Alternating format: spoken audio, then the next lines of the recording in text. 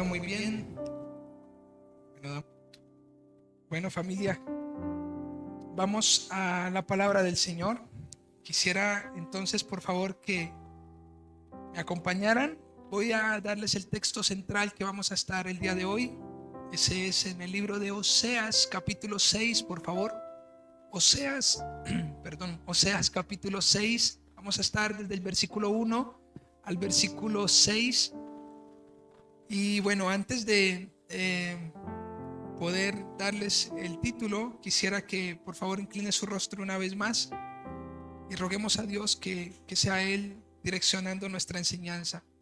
Señor, te pedimos de manera respetuosa que por favor nos permitas ser edificados. Abre nuestro corazón y nuestra mente para poder nosotros poder entender mucho más tu palabra, Señor, y poder tener nuestro corazón persuadido todo el tiempo a buscar tu rostro.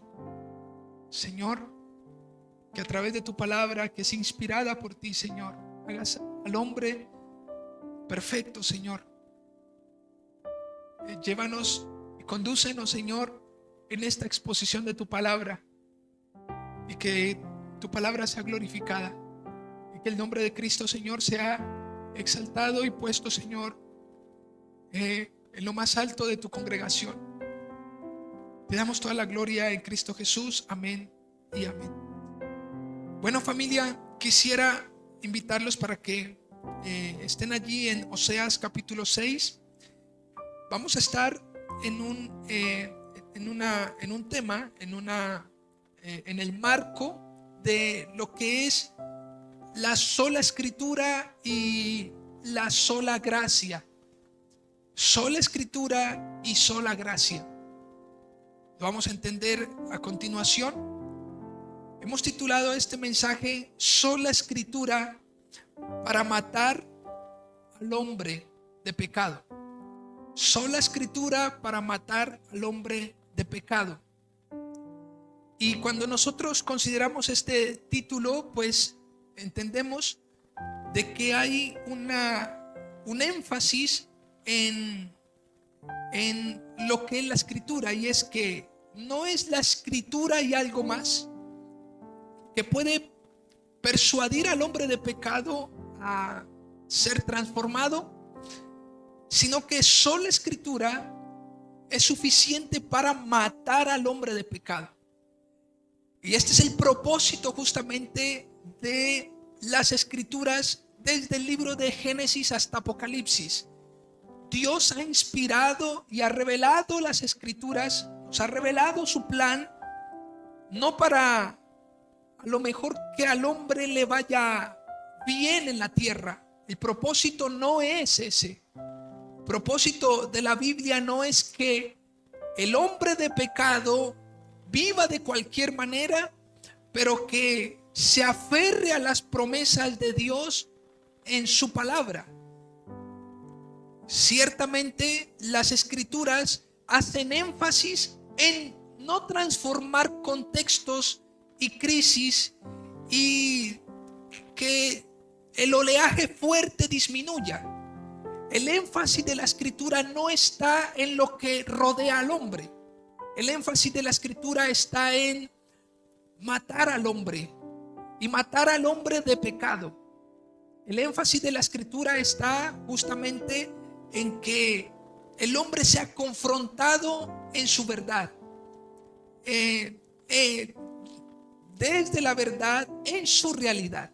Así que quisiera que escucháramos estas breves preguntas, que son apenas dos, y deberíamos considerar esto para que comencemos a introducirnos en esta predicación. Pensemos, ¿dónde están los fundamentos de nuestra vida? ¿Dónde están nuestros fundamentos? ¿Qué es si aquello, escuchen esto, qué es si aquello que consideras como fundamento es removido? ¿Acaso no has considerado dónde está soportada tu vida? Los fundamentos son necesarios para soportar cualquier estructura. llámese un edificio, llámese una casa, llámese una vida. Los fundamentos en la crianza de nuestros hijos son importantes porque esos fundamentos son los que le dan pues el soporte para cuando ya nuestros hijos empiezan a crecer. De la misma manera, nosotros todo el tiempo ponemos fundamentos en nuestra vida. Algunos ponen fundamentos muy débiles, fundamentos de barro, fundamentos en la arena. Construyen en las cenizas los fundamentos y con cenizas. Pero deberíamos considerar en qué está soportada nuestra vida, que al ser removido, seguramente, pues nuestra vida esté tambaleando. Por favor, noten esto. En el Salmo 11:3 dice: si fueren destruidos los fundamentos, ¿qué ha de hacer el justo? ¿Qué ha de hacer el justo? Si fueren destruidos los fundamentos. En el Salmo 19:7, escuchen esto, dice que las enseñanzas del Señor son perfectas, reavivan el alma, los decretos del Señor son confiables y hacen sabio al sencillo. Esto lo dice en el Salmos 19, versículo 7, en la Nueva Traducción Viviente. Pero es interesante porque en el Salmo 11 nos está diciendo que los fundamentos, que si fueran destruidos los fundamentos, ¿qué ha de hacer el justo? Pero nuevamente, más adelante dice que las enseñanzas del Señor, escuchen por favor, no hay algo más firme y sólido que las enseñanzas y la ley del Señor. En la Reina Valera dice: la ley de Jehová es perfecta. Qué bueno y qué dichoso es el hombre que pone su fundamento en las Escrituras, en lo que emanan las Escrituras. Las Escrituras, escuchen esto, fueron dadas por gracia. Dígale que está a su lado: las Escrituras fueron dadas por gracia. Es Dios quien las ha inspirado, no el hombre. La Escritura dice en 2 de Timoteo 3:16 al 17: toda la Escritura es inspirada por Dios. De manera que deberíamos estar convencidos de que la Escritura, la Biblia, es un libro no escrito por Dios, pero sí inspirado por Dios. Dios es el que inspiró las Escrituras. Los hombres escribieron la misma. No fue el hombre el que inspiró las Escrituras. No fue una parte, no es una parte de las Escrituras la que Dios inspiró. Fue toda la Escritura. Así que desde Génesis a Apocalipsis deberíamos considerar todo el consejo de Dios, porque no fue una parte que inspiró, sino toda la Biblia la inspiró el Señor. No para dar voces de otra mentira más. La Biblia no existe para que la persona sepa, conozca una mentira más en medio de tanta crisis, sino que entienda de que es la única fuente de verdad. No para enseñarnos el mal que hay en el otro corazón, sino en el nuestro. Las Escrituras han sido inspiradas no para enseñarnos dónde estamos, que donde estamos hay tanta maldad. Las Escrituras están para que el hombre reconozca cuán maldadoso es, cuán depravado es. Es interesante porque podríamos decir: wow, las Escrituras me muestran que yo estoy en medio de tanta maldad. Como si nosotros fuéramos unas palomas tiernas, como si fuéramos unos simples inocentes. Pues no, las Escrituras no nos muestran contextos difíciles tan solo, sino que nos muestran cuán depravado es el hombre, y que esos contextos tan difíciles, la maldición en la misma tierra, es justamente porque el hombre es pecador. Ahora, es interesante porque las Escrituras no fueron inspiradas para decirnos que estamos en lo correcto, sino justamente a conducirnos desde nuestra depravación. Permítame, Spurgeon, miren lo que dice. Algunos ministros modernos, dice él, dicen que el hombre está un poco estropeado, pero no completamente roto. El hombre realmente está ¿qué? Está roto. Es un ser depravado y y se conduce sin Cristo a una condenación eterna. Algunos ministros, dice Spurgeon, dicen que lo que el hombre le sucede es que está medianamente estropeado, pero no completamente roto. Como si hubiera tenido una caída y se haya dañado un poco y algo estropeado en cuanto a su belleza exterior, aunque no del todo arruinado o incapaz de levantarse y recuperar sus fuerzas. Todavía se aferran con alguna esperanza a sus propios dispositivos, dándole lugar al hombre como quien es capaz, como alguna persona que dice, pues el hombre merece algo. Creo que si consideramos esto, deberíamos entender las Escrituras y estudiarlas un poco más y mucho más. Escuchen esto, la realidad es que el hombre necesita, escuche, dígale que está a su lado, el hombre necesita poner su voluntad en las Escrituras. No es Dios el que pone su voluntad, mejor, como que no, Él se suma a nuestra voluntad, sino nosotros poner nuestra voluntad, decidirnos, estar dispuestos, poner toda nuestra atención en las Escrituras, pues de lo contrario el hombre estará perdido.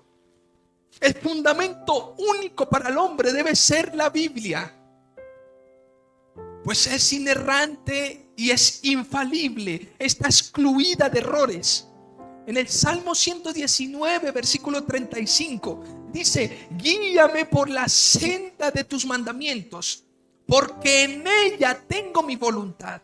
Es interesante porque el salmista refiere en este texto que él ha puesto su voluntad en las Escrituras.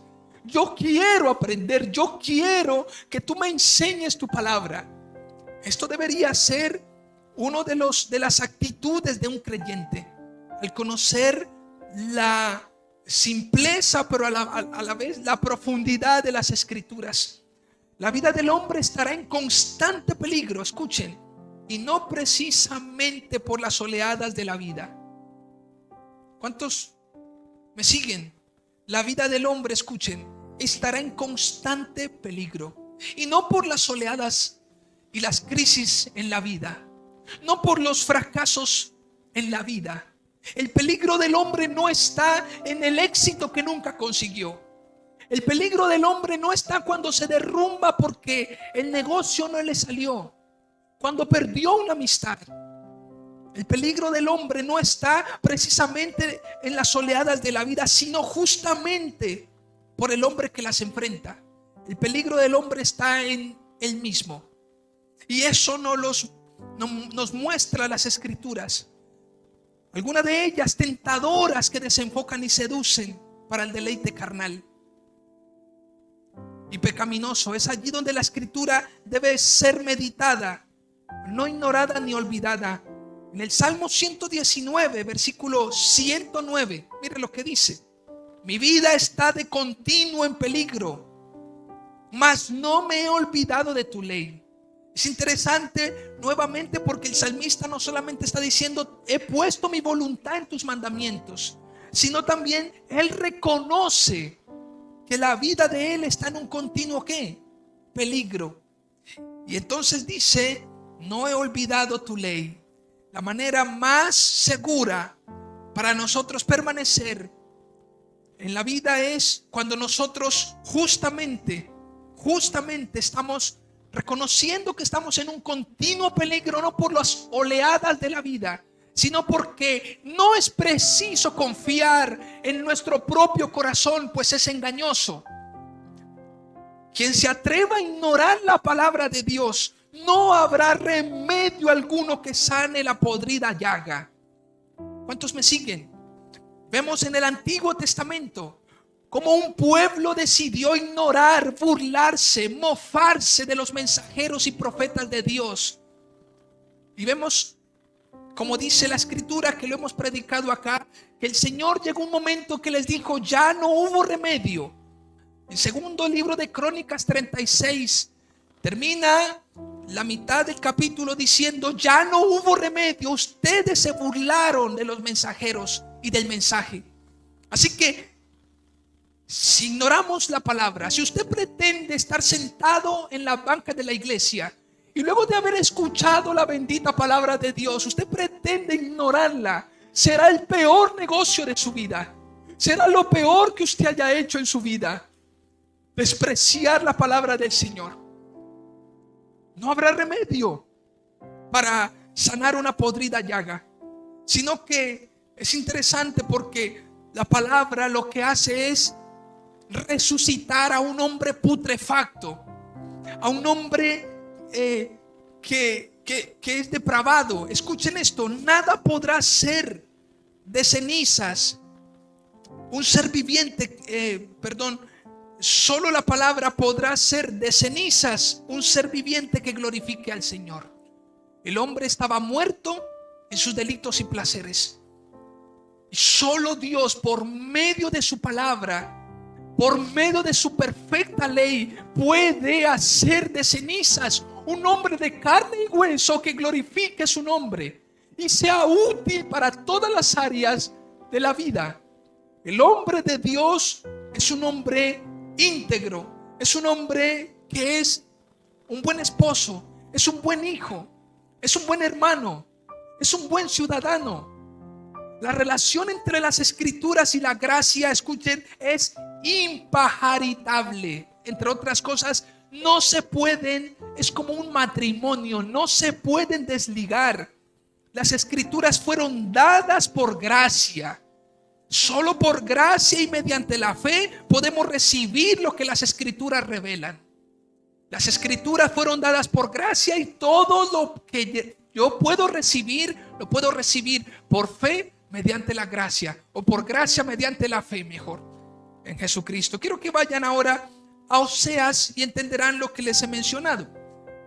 En Oseas capítulo 6 versículo 1 dice: venid y volvamos a Jehová, porque Él arrebató. Escuchen esto: Él arrebató y nos curará. Él hirió y nos vendará.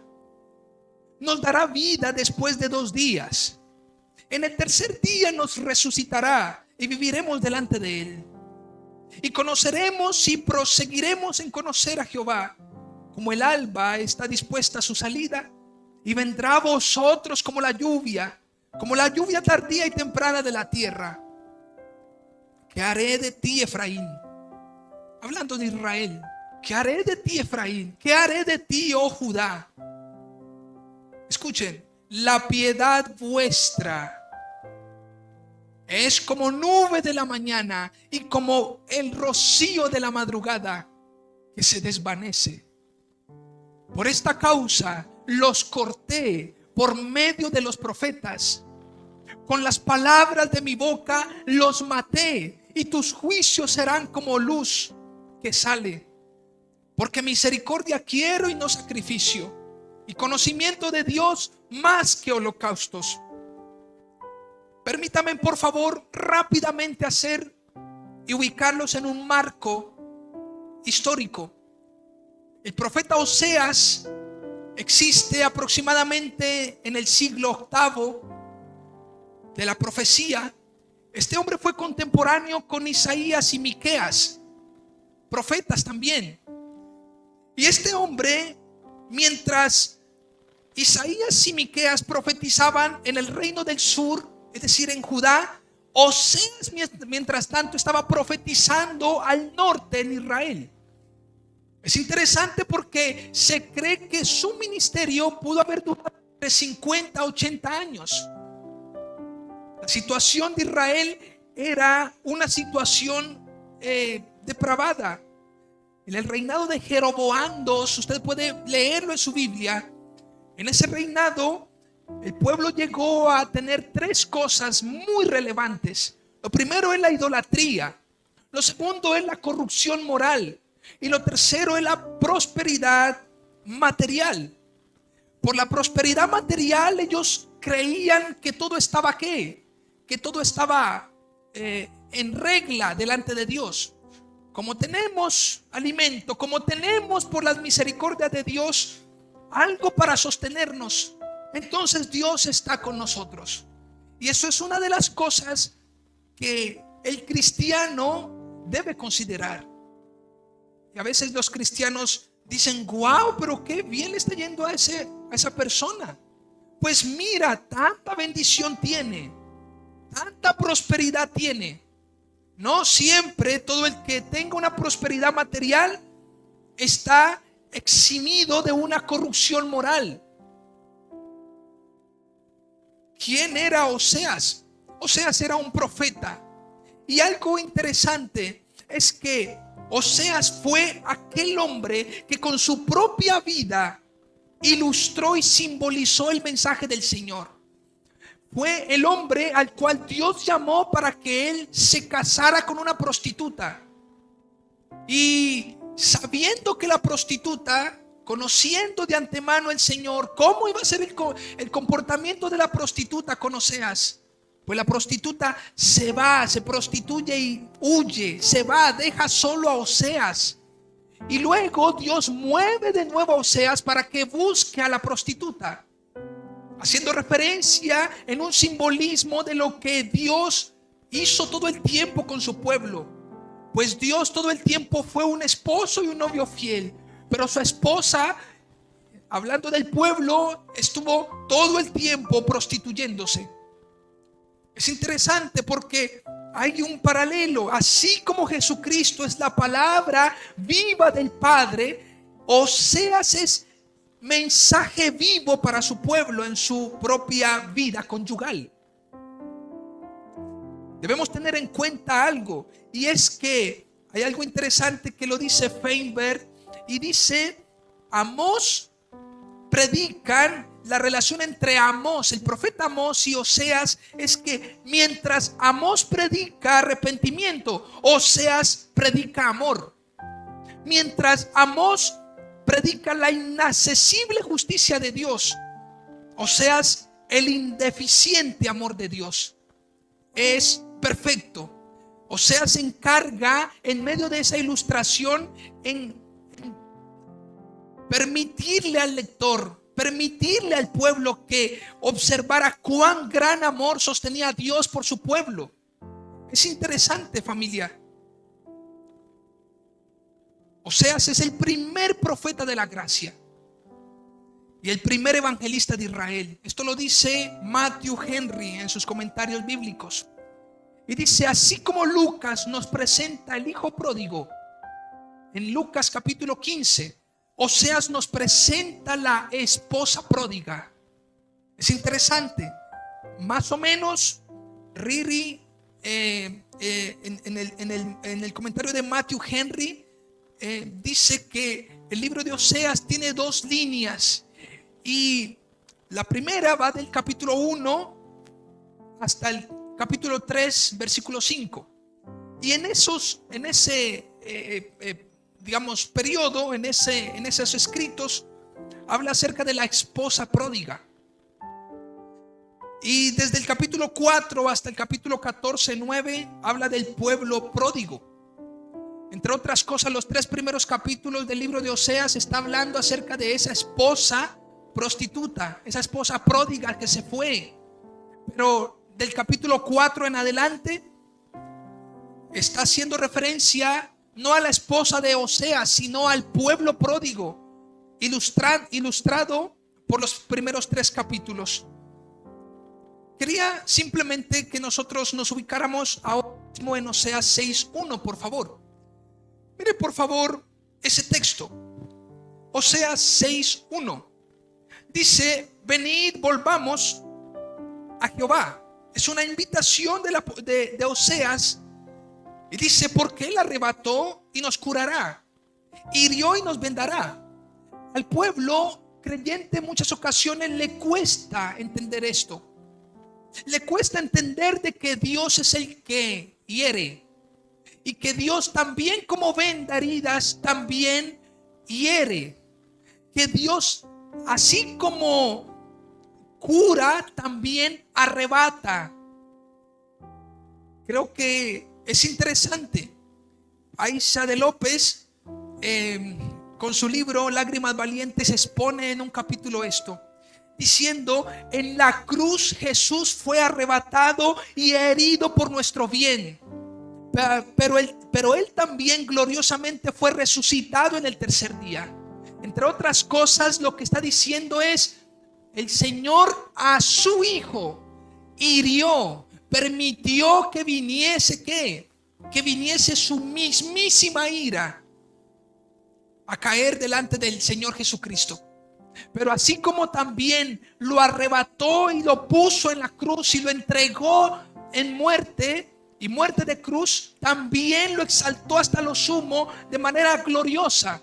Esto es lo que el Señor hace cuando hiere. Sus heridas son santas, sus heridas tienen un propósito. Sus heridas simplemente pueden lastimar y doler en el momento, pero ciertamente tienen un propósito santo, divino. Sus planes son de salvación para el pueblo. Cuando vemos Jeremías 29, vemos un Dios que está empeñado en que el pueblo fuera a Babilonia. Pero luego en el versículo 23 dice, Jeremías 29, 23, dice que cuando vengan de la esclavitud, ellos lo buscarán con todo el corazón. Lo buscarán con todo el corazón. Dios sabía que esas heridas grandes que experimentarían en Babilonia, Él sabía que iban a ser útiles para mover su corazón y que vinieran a buscar de manera genuina su rostro. O sea, y aquí vamos al primer punto, y es un llamado a reconocer su soberanía. Lo primero entonces que nos enseña este versículo es un llamado a reconocer que su soberanía. Él despedaza y sana, Él hiere y venda heridas. O sea, ya conocía el plan de Dios. Escuchen por favor. El pueblo se había prostituido y contaminado. En el versículo 3 del capítulo 5, por favor vayan a ese texto. Ahí mismo en Oseas 5:3. Mire lo que dice: yo conozco a Efraín. Está hablando el Señor acerca de Israel. Israel no me es desconocido, porque ahora, oh Efraín, te has prostituido y se ha contaminado Israel. Dios conocía qué sucedía en medio de su pueblo. Ellos tropezaron por su soberbia. Eso aparece en el versículo 5 de ese mismo capítulo. Mire lo que dice: la soberbia de Israel les desmentirá en su cara. Israel y Efraín tropezarán en su pecado, y Judá tropezará también con ellos. Interesante.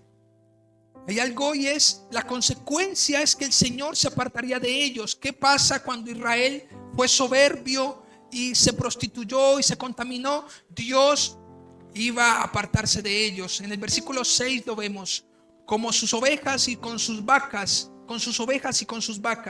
andarán buscando a Jehová y no le hallarán. Se apartó de ellos.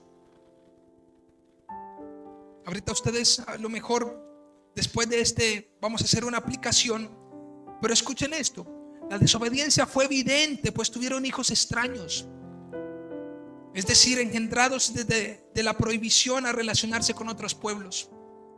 En el versículo 7 vemos esto, porque dice: contra Jehová prevaricaron porque han engendrado hijos extraños.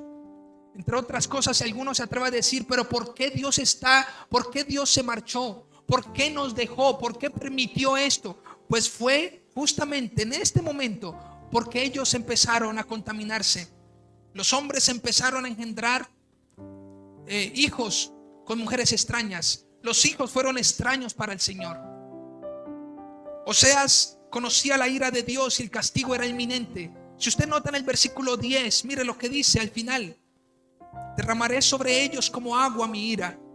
El Señor está diciendo sobre ustedes, sobre ese pueblo, yo voy a desatar el furor de mi ira. O sea, en el versículo 15, miren el versículo 15, expresa la actitud del Señor en su sabiduría anticipada. Dios es soberano, pero también es sabio de manera anticipada. Dice, Él persuade, la angustia sería un elemento clave para que ellos regresaran. Miren lo que dice el versículo 15, por favor. Andaré y volveré a mi lugar hasta que reconozcan su pecado y busquen mi rostro. En su angustia me buscarán. ¿En su qué? En su angustia me buscarán. Dios sabía que una de los elementos claves para que ellos buscaran su rostro era justamente padecer y estar angustiados. Dios se había apartado de ellos, pero no porque Dios a lo mejor es un ser divino y fluctuante. Dios se había apartado de ellos porque es santo y este pueblo se había contaminado. Escuchen por favor, en Job capítulo 23, del versículo 13 al 14, dice, pero una vez que él haya tomado su decisión, ¿quién podrá hacerlo cambiar de parecer? Por lo que quiere hacer, lo hace. Por lo tanto, él hará conmigo lo que tiene pensado. Él controla mi destino. Es interesante, familia, porque Dios, escuchen por favor, Dios, ante la nefasta condición del pueblo, el pueblo era incapaz de hacer algo. Si Dios permitía que el pueblo continuara como rueda suelta, justamente, familia, no iba a haber ningún otro destino más, sino una total miserableza, depravación, crisis. El pueblo se estaba aproximando cada vez más ¿a qué? A una cadencia. Y escuchen por favor. Usted dirá, pero ¿para qué me sirve esto a mí? Si no fuera por la intervención divina en nuestras vidas estuvieran hundidas y sumergidas en la maldad y en el pecado, en la desobediencia. Por eso Dios ha inspirado las escrituras para que seamos obedientes a ellas, para que creamos en ellas. Si tú ignoras la palabra del Señor, no hay nada sobre la faz de la tierra que pueda ser tan útil para el hombre.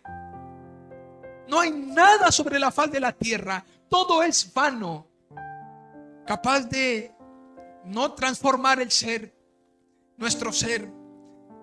Job lo dice maravillosamente. ¿Quién podrá cambiar? ¿Quién podrá hacerlo cambiar de parecer? Él es el soberano Dios.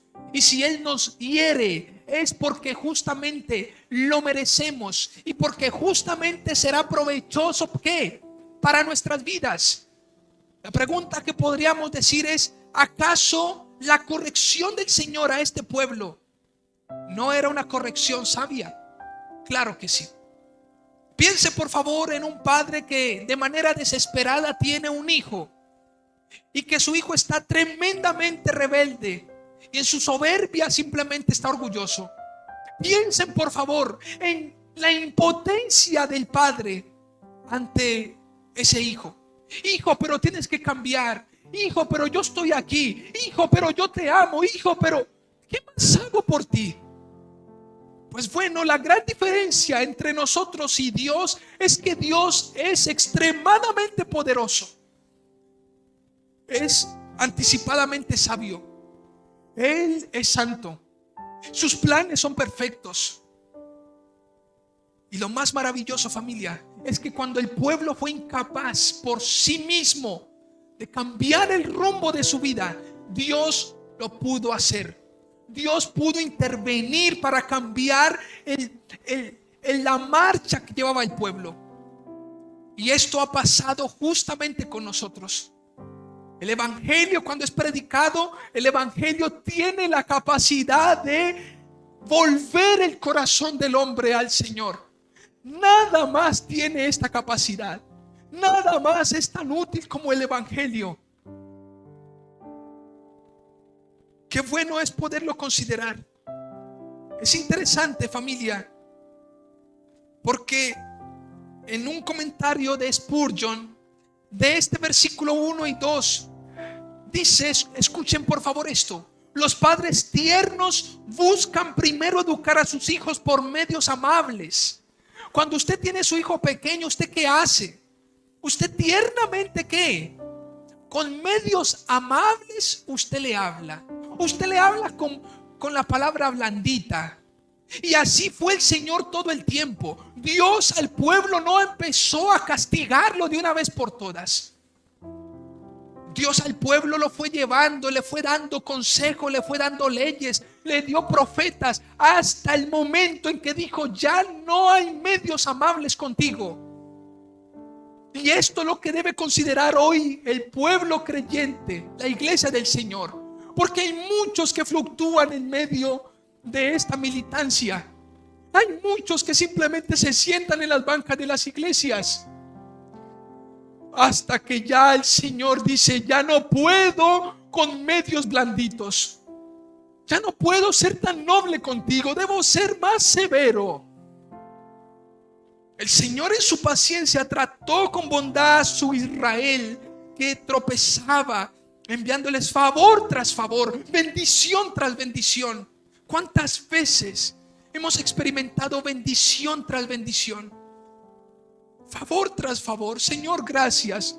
Pero escucha, yo no te estoy dando bendición para que te deleites y continúes en tus placeres. Reacciona. Si te estoy dando una bendición es para que reacciones.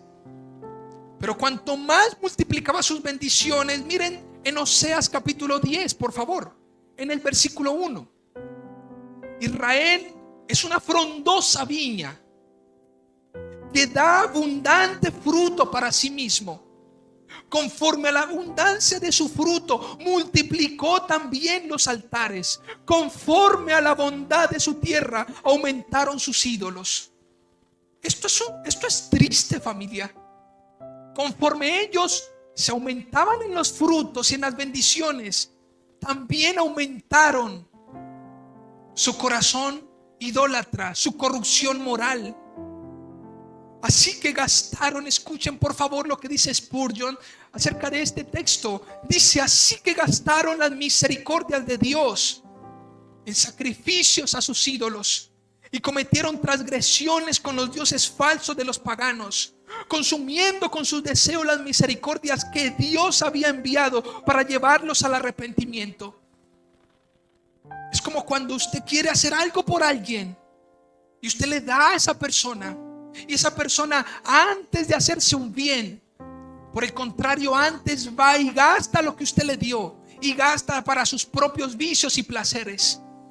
Esto es lo mismo que está sucediendo. El Señor le daba bendición, pero ellos se aprovechaban de las misericordias del Señor. Iglesia, Dios nos ha bendecido. Lo mínimo que podríamos hacer es ser fiel al Señor, amarlo con todo nuestro corazón. Cuando por fin vio Dios que esta medida no les conmovía, no habían medios suavecitos, ya el tratarlos amablemente ya no era como ya no daba tanto resultado, porque su pecado estaba escrito como una pluma de hierro y grabado en los cuernos de sus altares. Luego probó medios más duros el Señor. Los cortó por los profetas. Se levantaron temprano y profetizaron hasta la puesta del sol. Dios levantó profetas, y levantó profetas todo el tiempo, que amonestaran a su pueblo, dando línea sobre línea. Los profetas hablaban de parte del Señor una y otra vez, y fueron amenazándolos con la ira.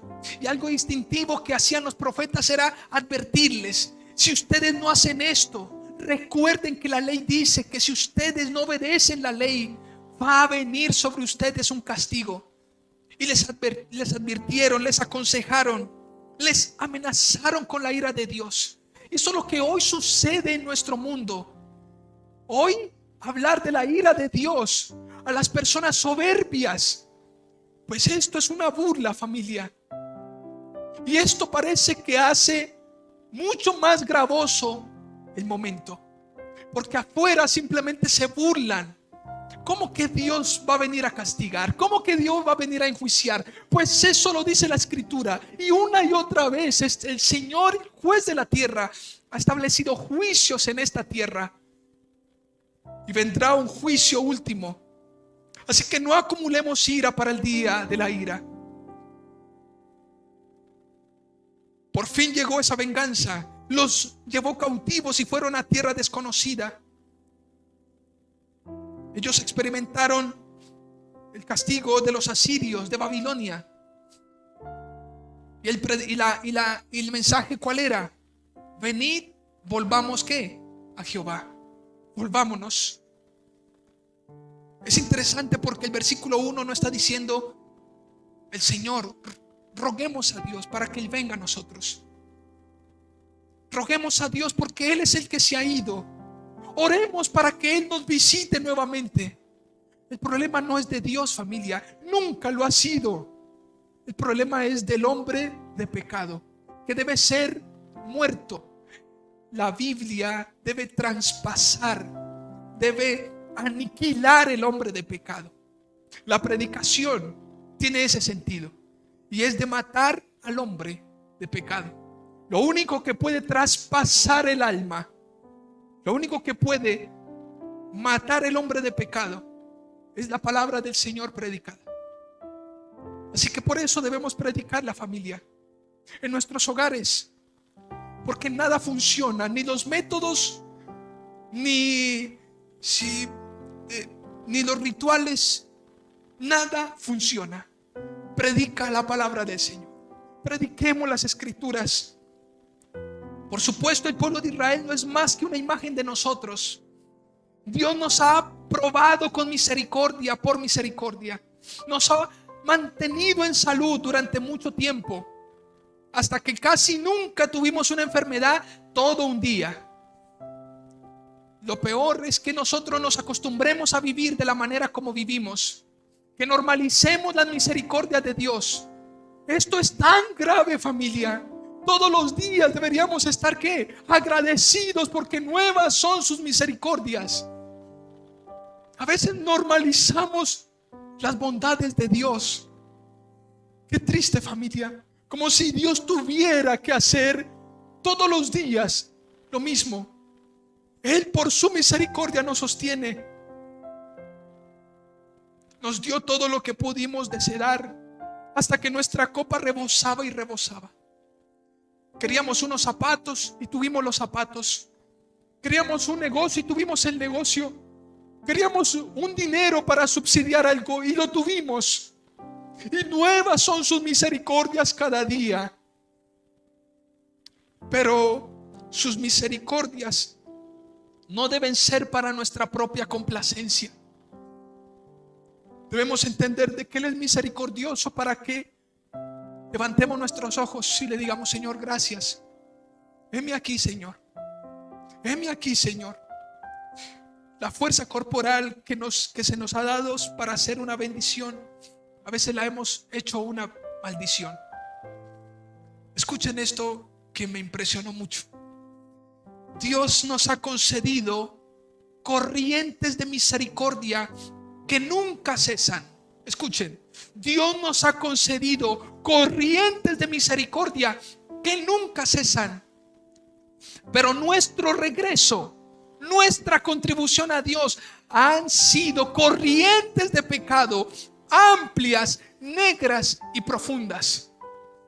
Mientras Dios ha sido misericordioso, nosotros simplemente deleitándonos en el pecado. El pueblo deleitándose en el pecado. Aisha de López nuevamente dice, y la cito a ella porque ella dice: ser un discípulo de Jesucristo no es un proceso indoloro, pero sí glorioso. El ser un discípulo de Cristo no quiere decir de que nunca nos vaya a doler, porque Él así como hiere, así también venda. Así como arrebata, Él también glorifica, Él también cura, Él también venda las heridas. Si usted está pasando un proceso, querido amigo, pues dése cuenta de que los procesos en el Señor no son indoloros. van a doler.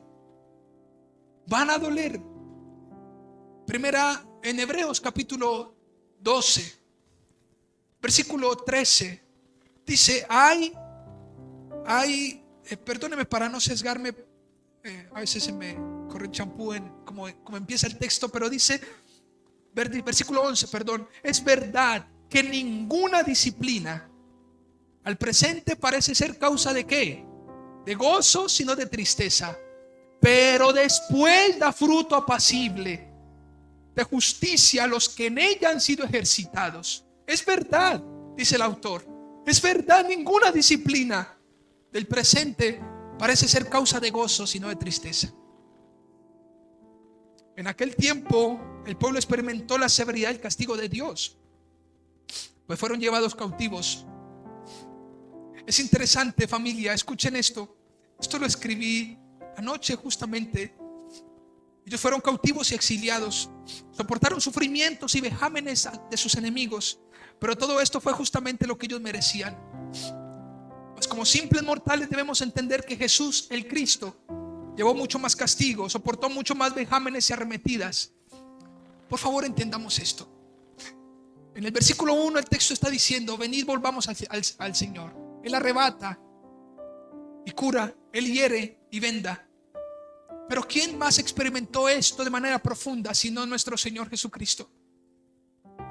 Este pueblo, cuando fue arrebatado a los asirios y otra parte a los babilónicos, ese sufrimiento en esas tierras enemigas no se comparan, nunca se compararon con los vejámenes, las calumnias de nuestro Señor, o que le hicieron a nuestro Señor Jesucristo.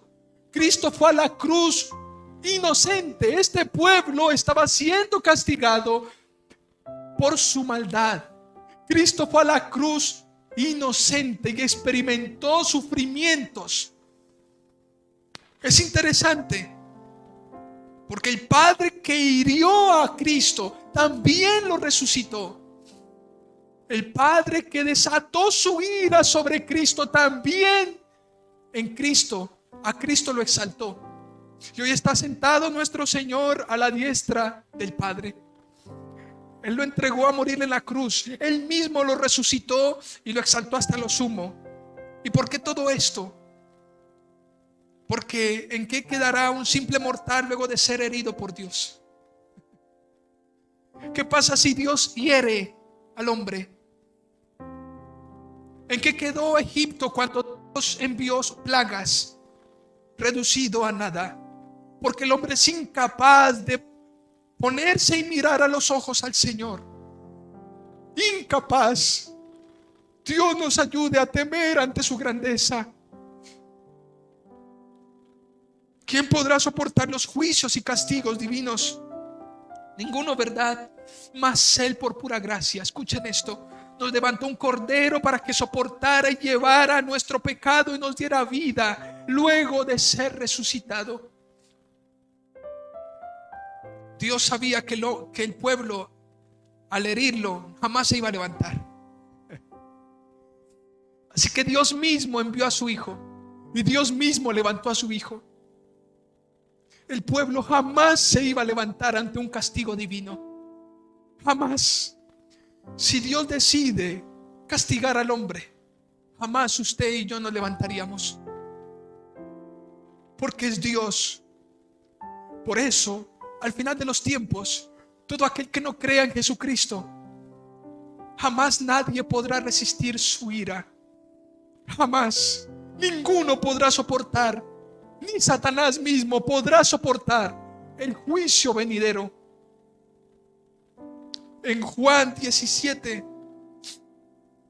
versículo 2 y 3, en la Nueva Traducción Viviente dice: pues le has dado a tu Hijo autoridad sobre todo ser humano. Él da vida eterna a cada uno de los que tú le has dado. Y la manera de tener vida eterna es conocerte a ti, el único Dios verdadero, y a Jesucristo, a quien tú enviaste a la tierra. Pues esto nos introduce al versículo 3. Si usted nota, el versículo 2 tiene que ver con la resurrección.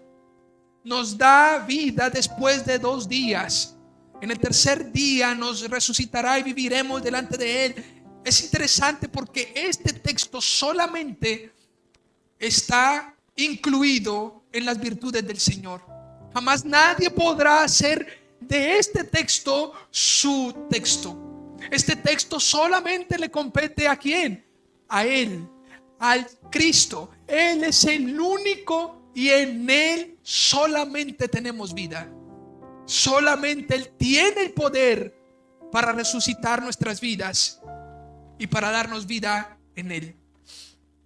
Pero en el versículo 3, por eso voy al segundo punto. Así que el primer punto es un llamado ¿a qué? A reconocer ¿qué? La soberanía de Dios. El segundo punto es un llamado a reconocer, a conocer al Señor. Es un llamado a conocer al Señor. El primer punto tiene que ver con la reverencia ante la grandeza, ante la majestad del Señor.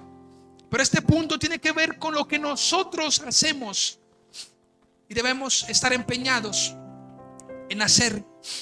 La Biblia de estudio Swindoll dice lo siguiente: no hay atajos, escuchen esto, no hay atajos para alcanzar el conocimiento bíblico.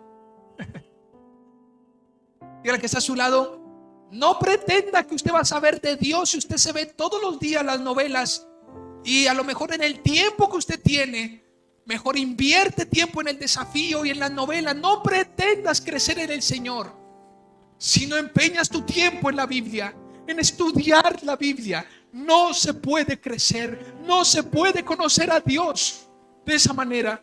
Esto no es algo mágico. No hay atajos para alcanzar el conocimiento bíblico. No se obtiene con tan solo ir a un cursillo y llenar un cuaderno de notas una semana al año. Las personas a veces yo les digo, pues qué chiste, ¿no? Qué chistosos a veces somos. Venimos a un estudio bíblico, pero creemos que le hacemos un favor a Dios. Venimos a un estudio bíblico y creemos que con lo que escuchamos ese día ya está todo resuelto. ¿Qué tal si tú vas y te inscribes o pagas casi 25, 30 millones de pesos? 20 millones de pesos en las universidades hoy día y te inscribes a la carrera de medicina. ¿Qué tal si acaso vas y simplemente coges tu cartilla y te sientas a una clase con el anestesiólogo? ¿Qué va a pasar si no continúas yendo a sus clases? No pretendas que esto es simplemente mágico. El conocimiento bíblico debe cultivarse, sembrarse, debe todo el tiempo regarse. No podemos escribir unos cuantos pensamientos de otras personas en una hoja de papel. Se obtiene, la única manera de hacer crecer nuestro corazón y de conocer al Señor es cuando obtenemos, escuchen, nuestros propios estudios bíblicos. He allí el llamado, no a que vengan al estudio bíblico tan solo, sino a que ustedes estudien en su casa las escrituras. Porque si no lo hacen, no pretendan que los estudios bíblicos sean maravillosos y mágicos.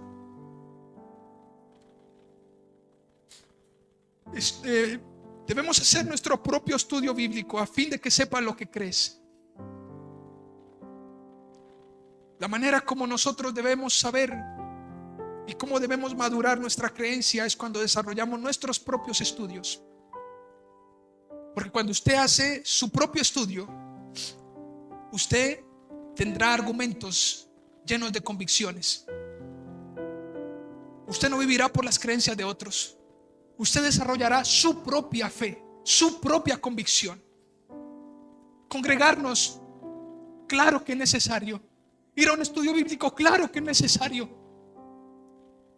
Pero familia, es más necesario relacionarnos con Dios, orar a Dios y pasar tiempo con Él y en su palabra. Es la manera como debemos conocer al Señor.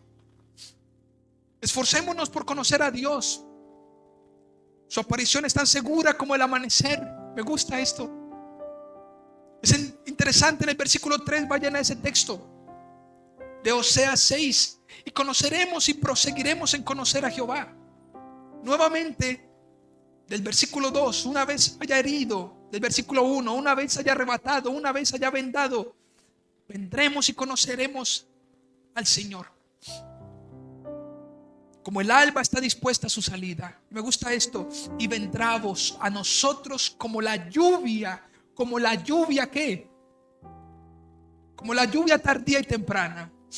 Aquí sabes que es maravilloso. Que no está hablando de una bendición.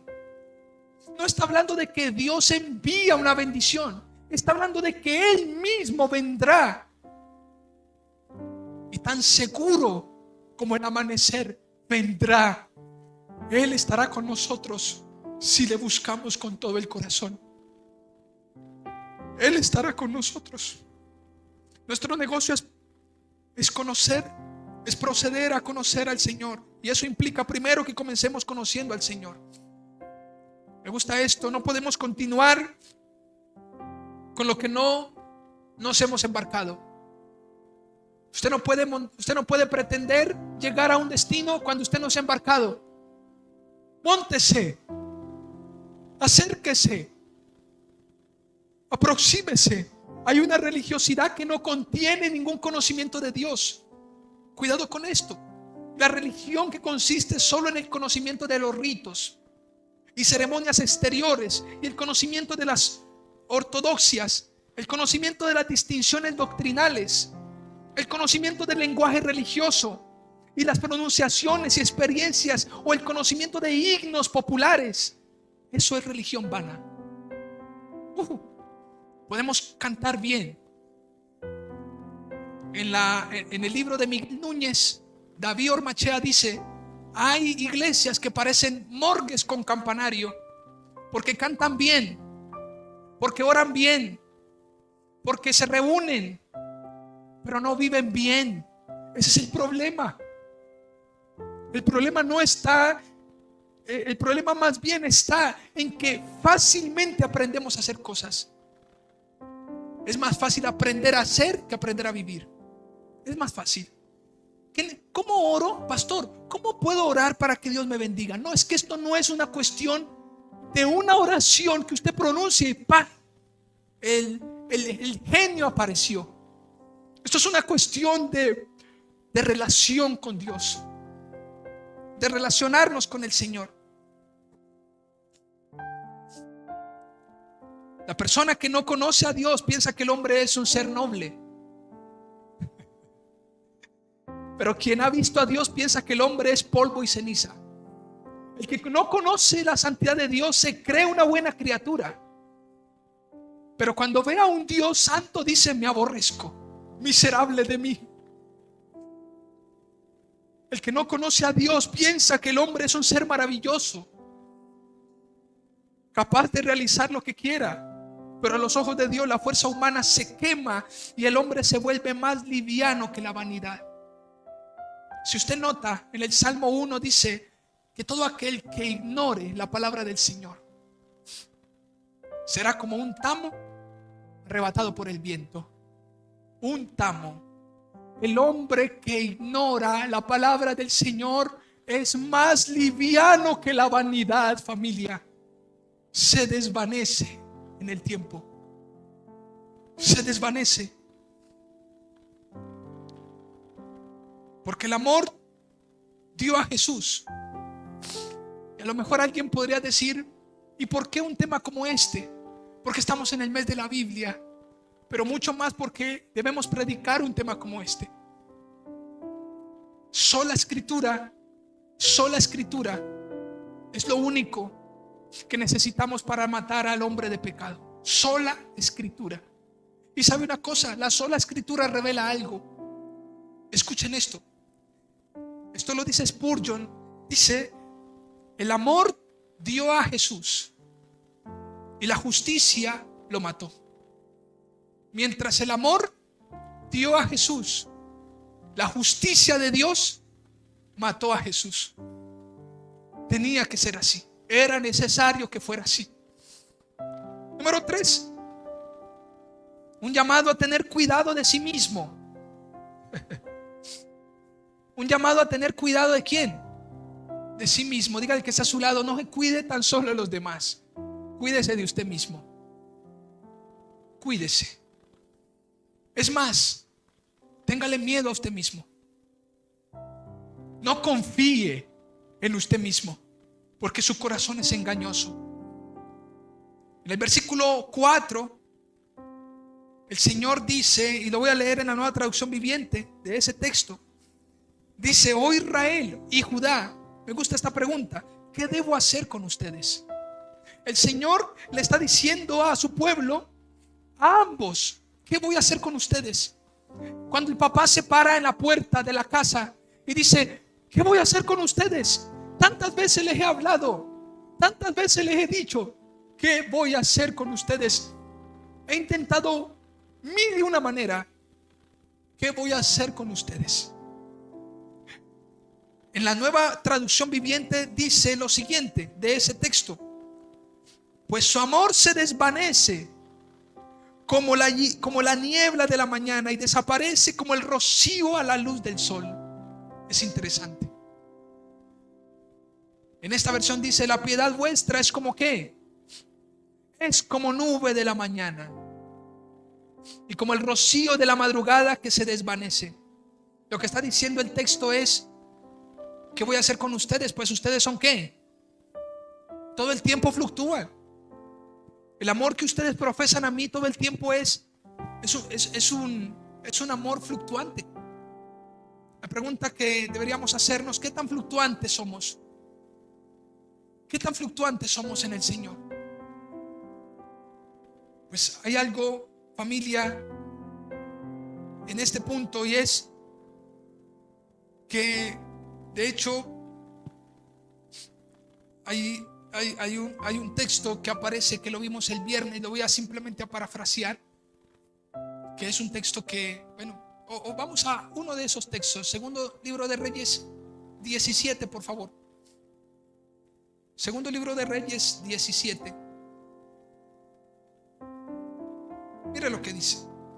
Y vayan al versículo 32, 33. Temían a Jehová e hicieron del bajo pueblo sacerdotes de los lugares altos, que sacrificaban para ellos en los templos de los lugares altos. Entre otras cosas, pusieron a cualquiera en el templo. Versículo 33. Temían a Jehová y honraban a sus dioses. Qué chiste esto. Temían a Jehová y honraban a sus dioses, según la costumbre de las naciones de donde habían sido trasladados. Versículo 41. Esto me pega. Aquí hay una frase que, wow. Así temieron a Jehová aquellas gentes, y al mismo tiempo sirvieron a los ídolos. Y también sus hijos y sus nietos, según como hicieron sus padres, así hacen hasta hoy. En ese texto se resalta una frase, y es: al mismo tiempo. Al mismo tiempo. Al mismo tiempo como iban a la iglesia, escuchaban la palabra. Al mismo tiempo como se congregaban. Al mismo tiempo como sostenían la adoración a Dios. Al mismo tiempo adoraban a otros dioses. Cuando Esteban le dice a los judíos en Hechos capítulo 7, les dice: ustedes, el pueblo, los padres nuestros, los antepasados nuestros, tuvieron un problema. Y es que ellos siempre ¿qué?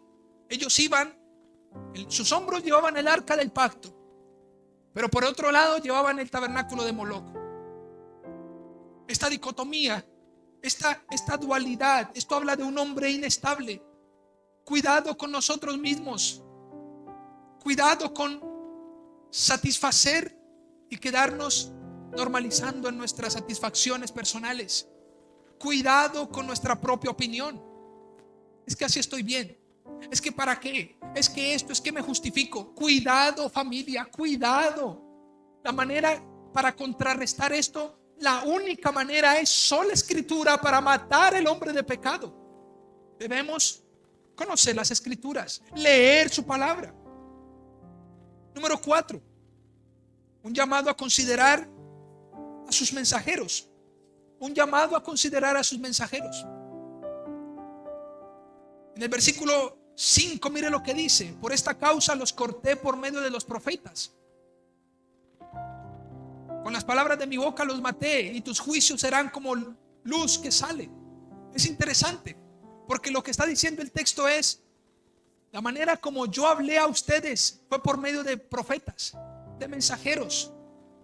Y la palabra que ellos portaban no era cualquier palabra, era una palabra que estaba dispuesta a herirlos y a lastimarlos. Pastor, pero ¿cómo es posible que Dios nos vaya a lastimar? ¿Sabes? Si Dios mata, ¿sabe qué es lo que va a matar de nosotros?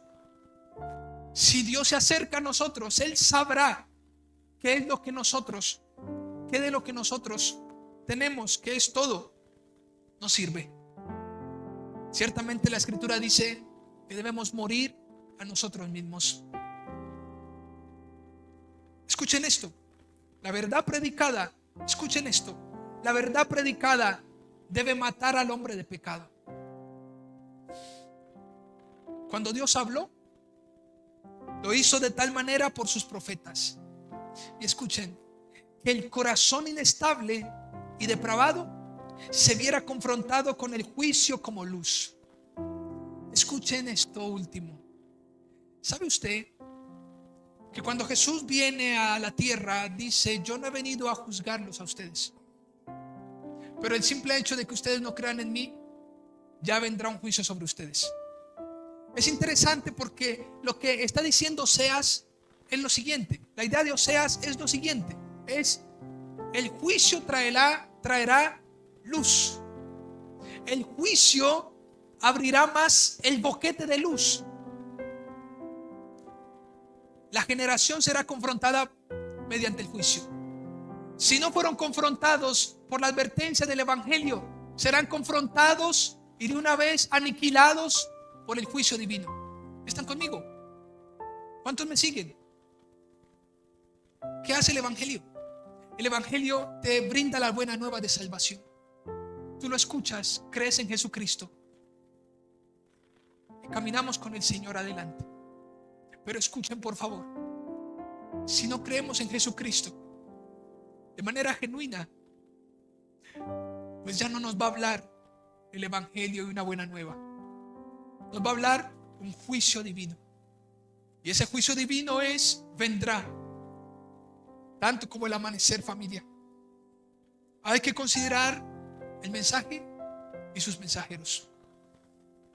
¿Quién está ahí delante predicando? Dice la palabra: obedeced a vuestros pastores que velan por vuestras almas. Y número 5 y último,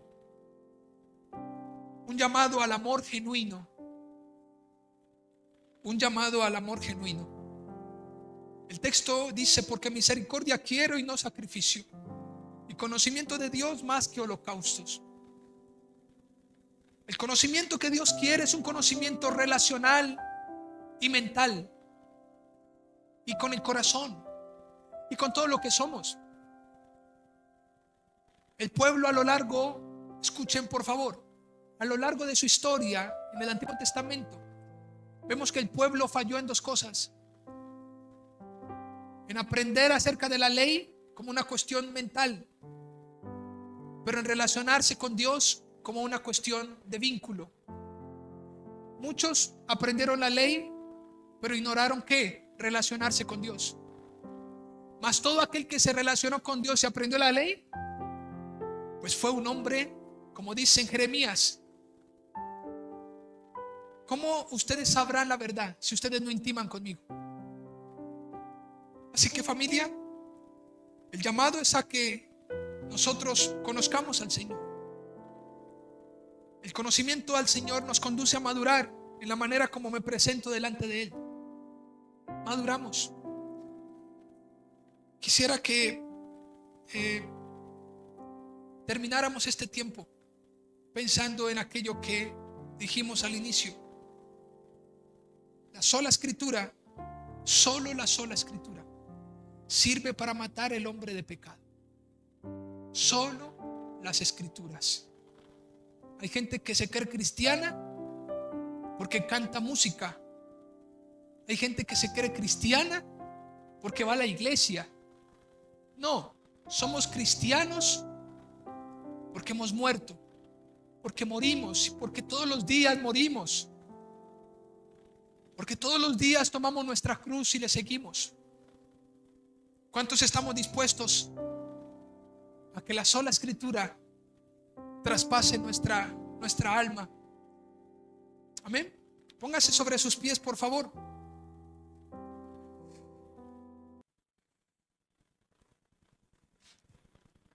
Dice la escritura, porque la palabra de Dios y el Espíritu, las coyunturas y los tuétanos, y discierne los pensamientos y las intenciones del corazón. ¿Quién puede hacer lo que hace la palabra, la sola escritura? Jamás nadie, familia. Y el propósito de la sola escritura es matar al hombre que se subleva contra Dios. Un texto adicional. Es el apóstol Pablo, dice, cuando se conoce a Dios, cuando se conoce la palabra.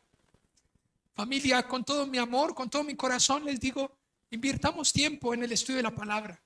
Inviertan tiempo, familia. Piensen, por favor, cuánto tiempo ustedes a lo mejor o a veces pasamos en cosas alejadas de las escrituras. ¿Cuánto tiempo, familia? Para trabajar tenemos tiempo, ¿sí? Y son jornadas de 8 horas, 10 horas. ¿Y por qué no invertimos tiempo en la palabra? ¿Por qué no meditamos en ella? Es la única manera de poder crecer. Vamos a orar y darle gracias al Señor. Padre, gracias, Señor, porque